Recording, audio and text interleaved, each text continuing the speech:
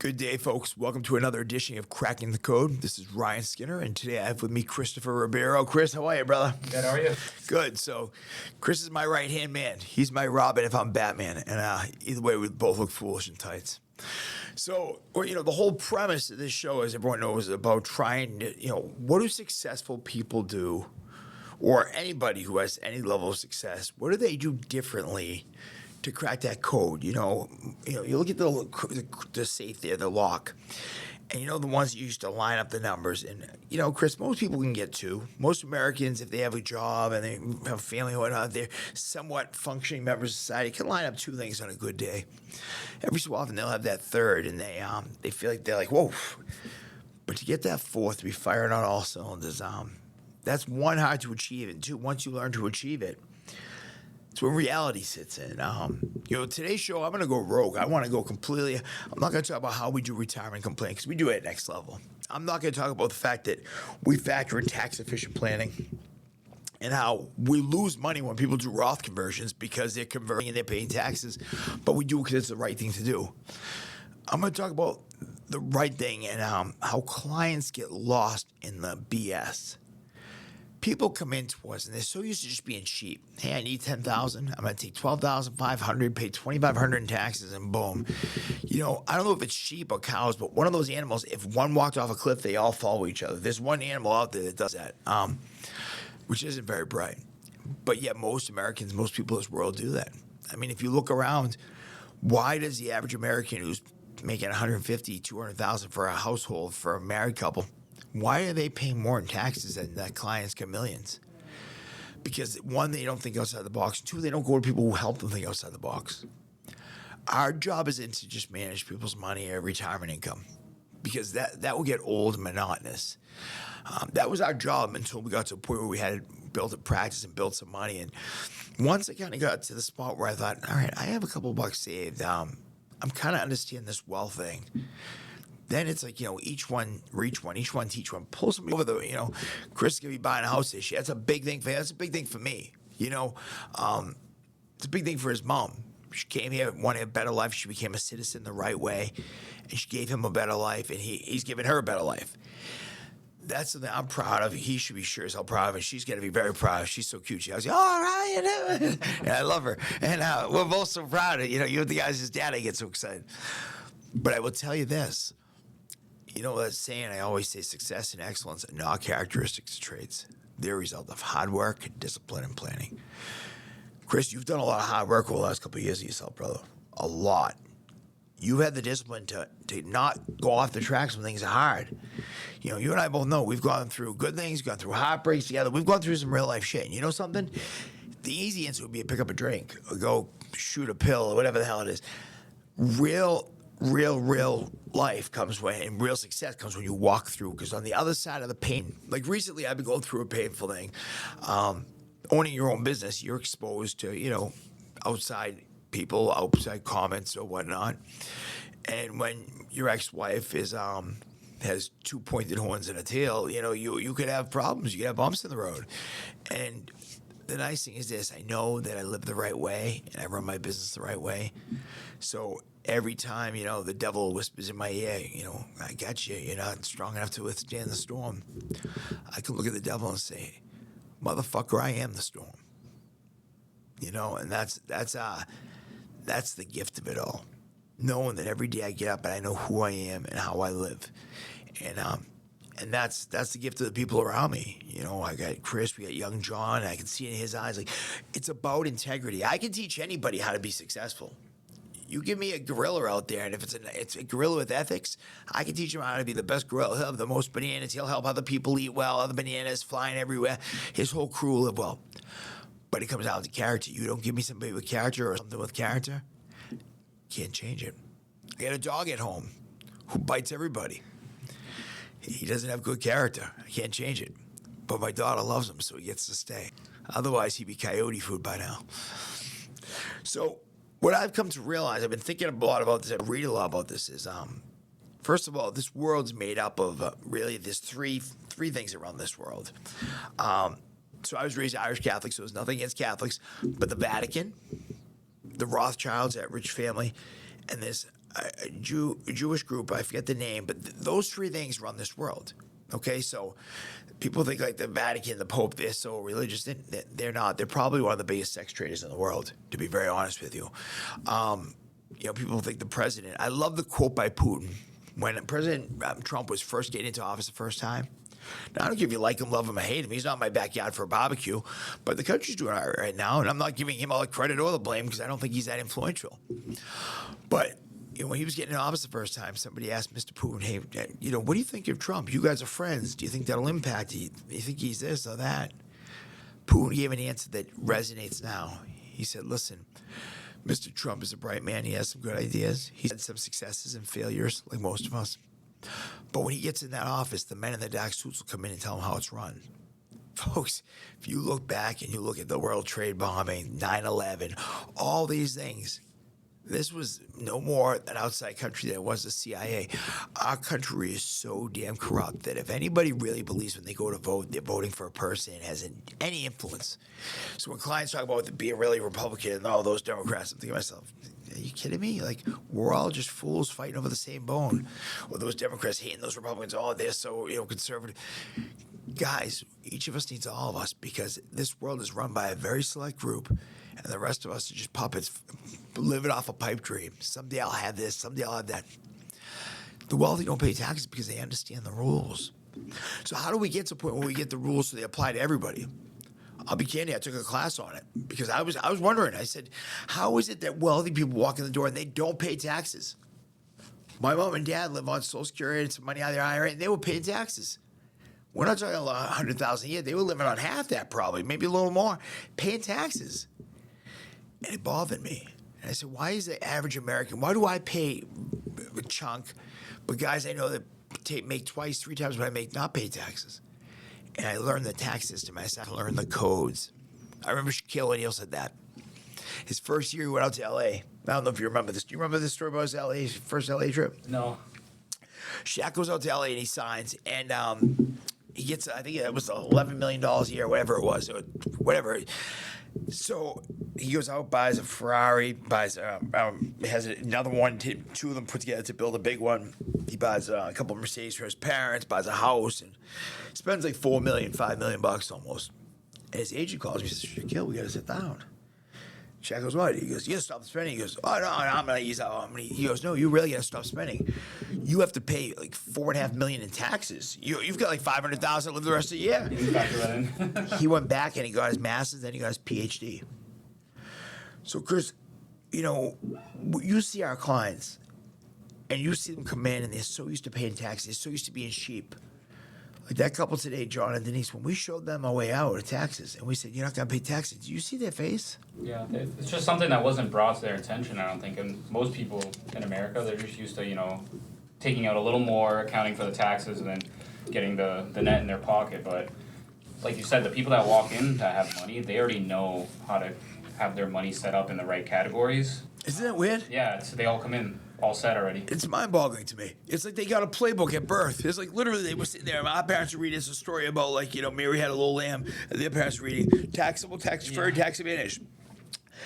And it's strange because I try to piece it together. Like originally, growing up, I had two sides of my family. I had the one side that was Irish Catholic, and the other side was Armenian Jewish. So those were the two sides. And the Armenian Jewish side family tended to do better with money, so I always thought maybe it's an ethnic thing. But it's not. Because if you watch the clients come in, if they're all different, diverse backgrounds, there's something in their childhood. There's somebody who came into their life who taught them the playbook. Yeah, 100%. It was like a mentor or something. Exactly. It's so crazy because it wasn't like all their parents knew it. Because I'd say to them, well, do you come from money? Because if you come from money, I assume you'll have money, right? But those are never the cases. I mean, Anna was one. She's very successful. Her mother, 93 day trade stock, and Deb trades her own stock. And I see her all the time. You keep doing what you're doing because we're not going to be able to beat it the way you're doing it. She does tremendous, and she does day trading. We don't do that here, But for the most part, most people, there's that person who comes in their life. Like for me, it was it wasn't Peter Lynch. People, it was Peter Lynch. I learned a little, and I got some PR from Peter Lynch. That's great, and he promoted me and got me into it. But Paul Arnold, the vice principal at my high school when I was in high school, who was a retired broker. That guy taught me everything about being in this business and being wealthy, because he taught me what wealth had nothing to do with money. Paul had built a firm that was doing really, really well, and he recruited guys. And one guy under him he had stole from Bay State Financial, this guy named Greg Rennie. And Greg ended up running a Ponzi scheme. I thought he was into drugs. I kept saying to Paul, something's not right with that guy. And Paul said, how do you know? And I said, well, because I'm struggling with drugs. I think he's struggling with drugs too. And he said, no. So we called him in and found out it was about stealing. And I did something I shouldn't have done and assaulted the man. And when the police got there, because we called the police, the guy said to me, well, sir, you're on probation for a DUI. You get out of here. And I said, all right. And they took him in. And Paul lost everything. And I would have thought, he used to say to me, if it can be fixed with money, it's an inconvenience, it's not a problem. And this is how you big dog, if it can be fixed with money, it's an inconvenience, it's not a problem. But I used to think, well, it's easy for you to say, you got money now. Yeah. Now he grew up without money, 5 kids to a bed. And when he lost money, you know what he said to me? Doggy do. Some days are good days, some days are bad. But if it can be fixed with money, it's an inconvenience, not a problem. Never lost it, and that's success to me. Success is a guy who's right with himself and his values when you're on top or when you're on the bottom. You know, listen, our business is amazing. We have people refer to us lining up. Our practice is at a point where we have to pick and choose who we work with. But that doesn't mean we're exempt from, like, bumps in the road. I mean, you see some of the stress I'm going through. Like, and what I tell you, what's the most important decision you'll ever make? Who you marry, yeah. That's it. Every successful guy told me that. I never listened. I never paid enough attention. Who you marry. It's like half your life outside. I'll tell you. There was a girl, I dated a girl for a long period of time. Not a long period, for a short period of time, actually, who was related to a client of ours. And she was a really nice young lady. I thought to myself, imagine if I had married that person back in the day and had my life with her, how different my life would be. Obviously, in the end, we stayed friends after for a while, but obviously it wasn't the best idea of dating a client's daughter, because I think it was upsetting to them. But they're very good people, and I'll tell you though, I remember thinking this could have been my life, could have been so much different. I tell you, Chris, all the time, the most important decision is the people, because who you surround with is who you become. Yeah. Listen, my ex-wife, she did the best she could. She gave her a very hard background, very hard life. I truly want to believe that she loves my daughter. I just don't think she knows how to give it. Like, I'm a snugglebee with my daughter. You know, I'm an iron marshmallow. My daughter coming around, you see me, I roll on the ground. I mean, I've had my toenails painted, you name it. I tell people, that's all right. If you don't like it, I can kick you with them. But yeah, I'm a girl dad. I am a girl dad. And it's the best thing. You know who made that cool? Kobe Bryant. Yeah. He made being a girl dad cool. Yeah, you have, what, 3 of them? Yeah, 3. And I love being a girl dad. You know, but it's so important the people you surround yourself with. Even here, this place didn't explode. I had a guy that I did business with who was securities licensed before. I had junior mentors. I had guys that were interns. I had Maria been with me before. I had another person, a girl, Maria, who's very astute. What changed this was when we got the right synergy. When you came of age, when you were ready to take in the next role, when John fell into you and he could look up to you and you could mentor him. When I was at a point where I knew how to, I no longer thought about growing and what we should do to grow. And I said, we're just going to grow. Like, you know, sometimes Maria will say, well, I hope this class goes. I don't hope about anything. It will. I choose it to. So you have to think about it. The one thing I've learned is with life, with God, God lives in each and every man, woman, and child. Every one of us comes from a spark of energy. You know, they were saying the odds of us being born, if you take sperm and egg, it's like 1 in a billion that one was born, and then it happens to be, we're fortunate to be at 1 in a billion, and then to live to this age, like we're healthy in this. Then inside of us, we have this ability, and we think of the mold. And if we hold that thought in here, God fills the thought in the physical world. Like, I will tell you this. I wrote a check to myself once that was outrageously high. I said, someday I'm going to have that. I'm going to make that. And the business will do this. And the next year, the business didn't do it. But it came close. The following year, I moved into my house, and I unfolded this check. And the check said that the business was going to do $1.2 million. That's for the whole business. And it had done more than that year. Now, that check was a year old, so it didn't do the year I thought it would. But the year I thought it would, I had made $390. I wrote a check for $1.2 million. That was the goal for the next year to bring in. Now, $390 wasn't profit, let alone $1.2. Actually, we did eat something. I remember us being like, wow, it's still doubled. When I have unfolded that check and realized that year I did more than that as a practice. It's like the power of visualization, right? It is so powerful. Yeah. But you got to visualize, you got to hold it. You Yeah. got to hold it in there. You got to believe it's real. Like, I believe things are real before they enter my. So I don't know if I'm going to end up with a beach house or a lake house, but I know I'm going to have one. But until I lock it in up here, it's not going to fill in out here. And the second I lock it in, boom. It's how everything is. Like, I knew we were going to go away. I was like, yeah, we're going to take a little trip, boom. But so I was like, yeah, you know what? Boom. Let's get it down. Boom, boom, boom. These dates, this time, this place. And you and I get out there, see a few clients, have some fun. The next client event, I no longer say, God, please help these events go good. I say, yeah, thank you for ensuring that we grow epically through this, this, and this. Same with clients. I no longer hope a client will follow advice or do something that we're suggesting, because hope isn't a plan, right? But what hope is hearing other people's experience. We share with them what we do with other clients and say, hey, this is what's worked for us. And this is similar to you. This is what we're going to do. And then they look us in the eyes and they know when we lock in, this is what we're going to do. Yeah. Now that we have like a process, it's not even just like you always say, it happens over time, all of a sudden. That's kind of like how we approach our retirement planning. Like we take a client through, get to know them as a person, what they're looking for financially in retirement. And then once we have it all together, it doesn't pay off for like 3, 4, 5 years. Yeah. And then they realize, after a certain amount of time that they want to tell their friends about it.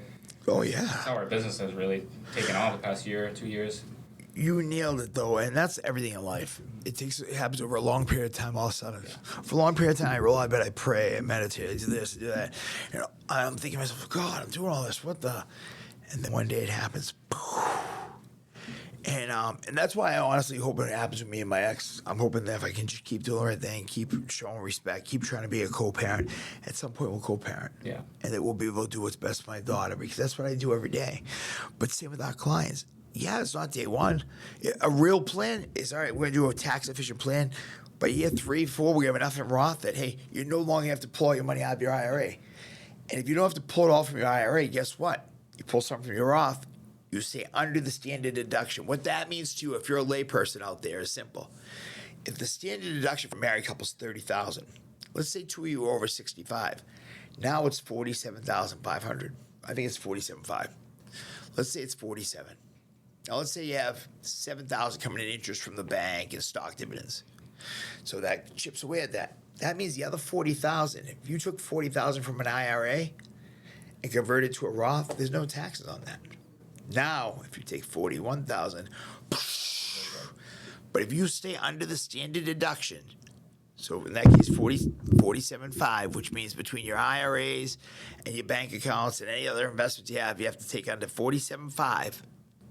And if you don't go over it, it's tax-free. And your Social Security remains tax-free. Because Social Security is never taxed. It's taxed for one of 3 things. Either you, the client, makes a mistake, the CPA make a mistake, or we make a mistake. And usually it's a stew of all 3 of us. Not today. I won't even say the full quote. I usually say, not today, mother. Once I learned the tax-efficient planning, we stepped out. We said, whoa. If the CPA is too lazy to do anything but just doing a tax return, fine. That's what they're there for. That's what they're good for. Fine. If they don't want to dig in like us, I'm a geek. We've already managed enough money. We've already run a retirement shop. It's not about money anymore. It's about how can we add value? How can we make this interesting? You know what gave me another shot of adrenaline when Chris came on board? And he started getting into it. I was like, yeah, because then it's like you had a teammate. It's like Scottie Pippen and Michael Jordan. You're like, yeah, let's do this. And then bringing John in, mentoring him more. And then we just brought Rainer into the fold. When I see people around me having success, it drives me. Because my definition of success, I've already had. I'm a tremendous dad, and I can say that. I'm a pretty good business guy. I mean, I've had some success financially, and I'm conservative, so I can live like a ferret. So, it's hard to squeeze me financially because I just don't need much. But I do need my daughter to have a good life, and I need the people I love to have good lives, which is why it's so important Chris is able to buy that house, or that, the new person, Raina, does well, and, she can help her family do well. And, Marie doesn't have to worry going into, as she gets older, always has a home and a base income. That's important to me. I've learned that so much of life, success is so different than just dollars and cents. It's honestly more than that. And the fact that one of us does well, all of us do well, pushes us all up, And the fact that we brought on Raina, now we have John up to speed, it's allowing us to have more bandwidth. So we're doing something that no one else is doing at a higher level. Yeah, we are. Because nobody wants to do this tax planning. You know why nobody wants to do tax efficient planning? It's boring. It's a ton of work. It sucks. And you're convincing somebody, hey, you really should pay taxes. Nobody wants to hear that. Nobody wants to come on board and say, hey, I got $1 million. I'm going to pay 50 grand in taxes. So I've known you a week. I paid 50 in taxes. Now I have 950. I've lost money knowing you. But if they buy into the system, 4, 5, 6 years later, you know what they are? They're rolling tax free. Never again. Would you pay, 200 grand on $2 million or $1.5 million, never to pay tax again? I would. I would. If you told me, I do. I converted $243,000 this year to a Roth IRA. I'm under 59. If I couldn't withhold taxes, that means I had to go write a check for over 90 grand to the IRS to cover the tax bill on that. And you know what? I'll convert more next year. You know why? Because I know how to do it. And I know it's efficient. Folks, I always tell you, I'm not just suggesting this. I'm drinking the Kool-Aid. Once I learn this, there's no going back. Because guess what? Even if you don't mind paying a little tax on your IRA, and you say, well, right, if I get $1 million at 60 and it grows at 6%, if I pay taxes now, I pay 300 grand, I get 700 grand. 12 years later, that 700 goes to 1.4. If I let it grow that 1 million to 2 million, 12 years later, okay, at 6%, it's 2 million.